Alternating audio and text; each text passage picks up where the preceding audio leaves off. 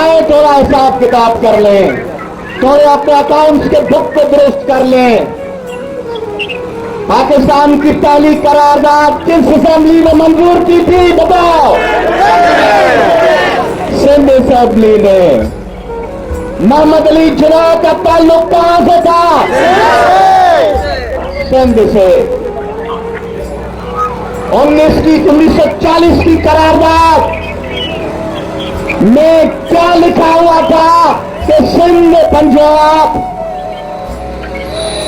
Bengal sovereign اور independent status ہوں گی, خود مختار اور ساورن اسٹیٹس ہوں گی, ان کو اپنے وسائل پہ حق حاصل ہوگا.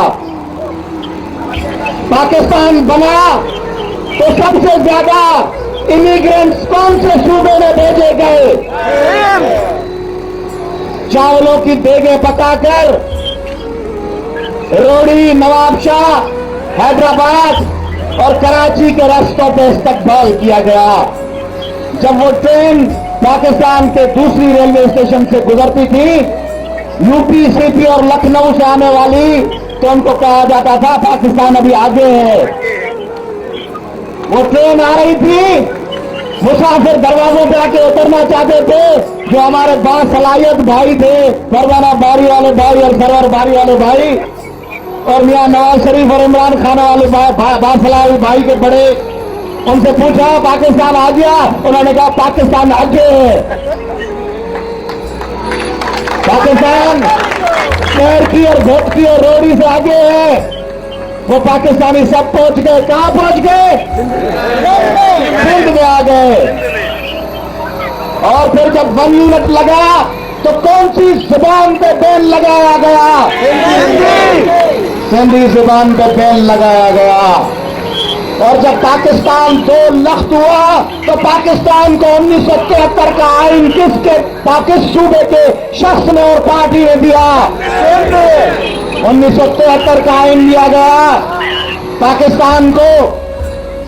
اور جب بنگالیوں پہ گولیوں کی بوچھاڑ ہو رہی تھی, اور پنجاب اور پختونخوا اور کراچی کے بھائی کہہ رہے تھے کہ ڈھاکہ میں محبت کا زمزم بہ رہا ہے, تب کس نے کہا, کون سے صوبے نے کہا کہ بنگالیوں پہ ظلم بند کرو؟ کس نے کہا؟ سندھ نے کہا. اور جب ذوالفقار علی بھٹو صاحب کے دور میں بلوچستان میں آپریشن ہوا تو کس صوبے نے کہا کہ بھٹو بلوچستان پہ آپریشن بند کرو؟ سندھ نے کہا. اور جب ضیاء الحق آیا تو ضیاء الحق کو چیلنج کر کے مورے, مہر, دادو, لاکھات, کھوسانہ موری, طیب ٹائم میں رستوں میں بیٹھ کے موٹے لوگوں نے گولیاں کہاں کھائی تھی؟ سندھ میں. اور کون سے صوبے سے الیکٹڈ پرائم منسٹر کو پھانسی پہ لٹکایا گیا؟ کون سا صوبہ تھا؟ ہمیں کو جرت اظہار کا سلیقہ ہے, سزا تو تحت پڑے گا تو ہم ہی بولیں گے. جب مشکل گھڑی آتی ہے, جب مشکل لمحے آتے ہیں, سندھیوں آؤ پاکستان بچا لو.